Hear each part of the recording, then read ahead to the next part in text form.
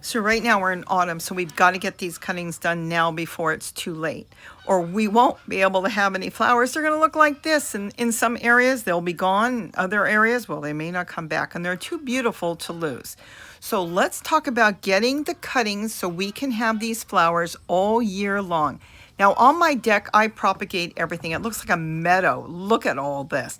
I've got blanket flower. Look at this, growing in food containers. All of these plants on the deck have been propagated, so they're all free. They're coming off of other plants.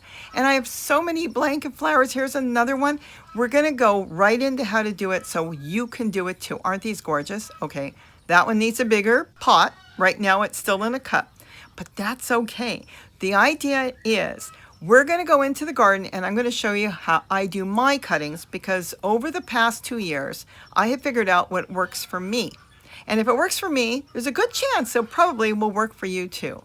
Now, is this not beautiful? All these plants that we can make for free, whether we get them from our own plants or friends or, well, wherever we get them. But no matter what, we can have a lot of free plants, and the blanket flower is definitely one of the flowers that are worth it. Now, if I was going to take cuttings from the blanket flower, I'll show you some perfect cuttings. This one with this flower, as beautiful as it is not a good cutting. This branch over here is not a good cutting. So let's say I want to do a cutting. This one is pretty good. See the flower just starting on the top? I would take it all the way down to here, and I remove the leaves. That's a good cutting. This one, no, it's not that good of a cutting. Let's see what else. 2 flowers on there. Might be pushing it on that, though it may work.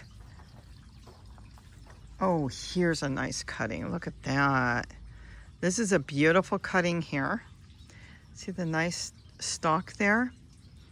This is a good cutting. Little tall, but it still may work. Here's another cutting that's really nice.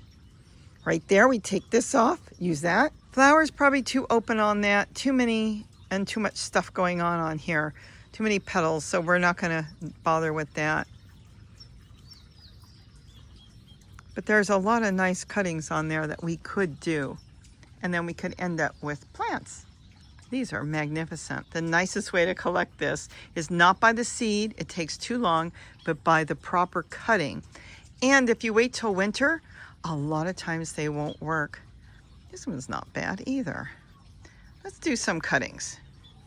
Now, a lot that I'm going to do here can be done on other plants as well, not just the blanket flower.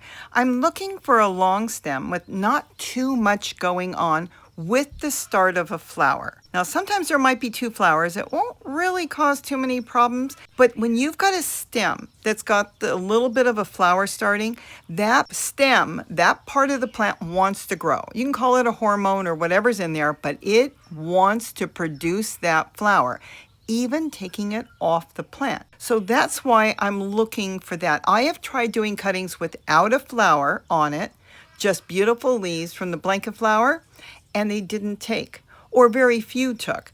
I've had I'm going to say 80% success when I'm doing it this way. And I'm just kind of going to go through and look for a nice, strong looking little stem. I mean, they are flimsy plants, as you can see. They kind of go all over the place, but you want a nice looking stem. You want a flower bud on there, and of course you want it to look nice. Now, there's a few things you will want to know with the blanket flower, and as you're watching me trim these, and notice where I trim it, there's another little branch coming up underneath that's going to have a flower. That could be a cutting later, or just part of the plant. See how that looks? That should do pretty well. You definitely want to get a good portion of a stem as well. These plants need water. Keep that in mind. Now, here is the tools of the trade. A cup, some soil, and you can dig it out of the ground, and a stick so you can put your plants in there. Now, normally I only put 1 per cup, but I'm going to do 3 in here so you can watch me put it in. Some people say you should put it on the edge because it's warmer on the edge and it's better for the plant. You know, I've done it all different ways. In the middle of the cup, on the edge, they usually take. And I sometimes put my rock there. You can see it to the left with the other cutting that's already growing. I put rocks around there. That holds moisture underneath. But I'm going to show you another way to hold water for these plants, because that's one thing. They are not drought tolerant. If they dry out, they droop. They look like they're on their way out. They do need a lot of water, but they can take heat and they love the sun. It's like a sunflower.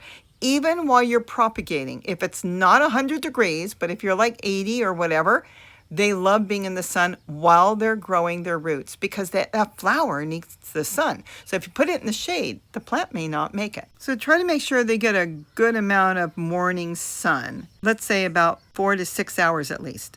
Now notice here I am removing all the bottom leaves, but I'm going to leave a few leaves on there. You need the leaves to help the plant continue to grow. So it's going to try to push that flower out first, and while that flower is growing, the base of the stem will start to grow roots. You're going to leave it in the cup until it's ready. When the flower's done, it's growing new leaves, that's when you can transplant it. And if you've got 3 in there like me, you can separate them. And I've got a lot of cups around that you can see the plants are too big and they need another pot. But this is all you're going to do, and you want to give it a good press because you want to make sure the soil is around the stem that you pushed under the soil. Now, I use something to keep some water underneath. So you're going to water it in good because the water will make the soil go around the stem. So it's not sitting in air. It's being pushed with the soil around it. But you also want a little bit of water at the base, at least for a week or so. You could even go 2 weeks. And that's all you need to do. The black dishpan to the left, I just keep a little bit of water and leaves in there, and keep an eye on it. You don't want mosquitoes to take off in there.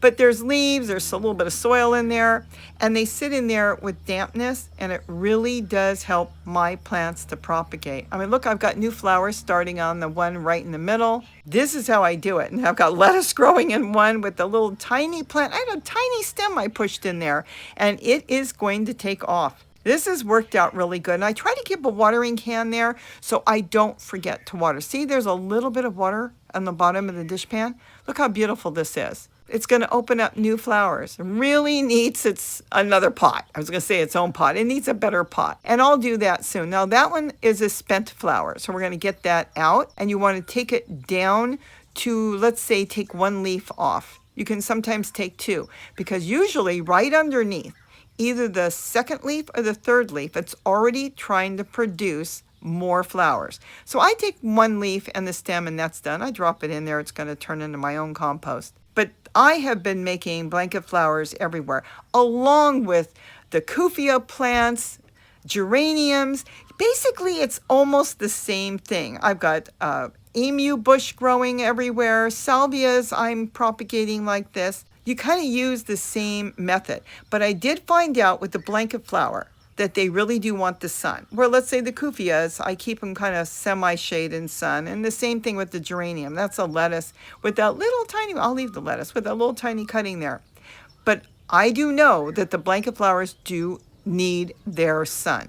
And if they don't get enough sun, sometimes the plants won't make it. Look how big that one got. It's getting a little leggy, but that's okay. I can trim it down when the time is right. And the best time to propagate them is spring, summer, and fall. In the winter, sometimes a lot of the cuttings won't make it. So keep that in mind. These are fabulous plants, expensive to buy. And when you grow them from seed, they're so slow and they don't all make it. So germination is really bad on them. But these, you know what? If you put 3 in there, then you know that one of them for sure will make it. And if all 3 make it, no big deal. In a month or so or 2 months, just put it in its own pot or leave it till spring. It depends on, where you are and how your weather is. Now, if you're freezing, you better put it in someplace warm because they do like it warm and they do like the sun. But they're all over the yard. There's the mother plant. Some bird planted that for me in the yard, and I have got them everywhere now, all from the original mother plant that a bird pooped in the yard. I have bought one since, but I've been only propagating off of this one. I don't know why. The other one is still in the pot that I bought it from. I transplanted it once and I've left it. But look at all the flowers. Look how big this one's got. It's only been in there months. So go ahead and propagate. I hope I gave you tips and ideas on how to do this so you can save money and enjoy more flowers around your place, because I am having a blast with them. In fact, I think I'm going to grow more flowers next year than I've ever grown before. So with that, have a wonderful day. And don't forget to eat what you grow. And if you got questions, ask me, because if I left something out, I'm more than happy to answer, because I want you to get free flowers that you can enjoy and pass around to your friends. Bye-bye.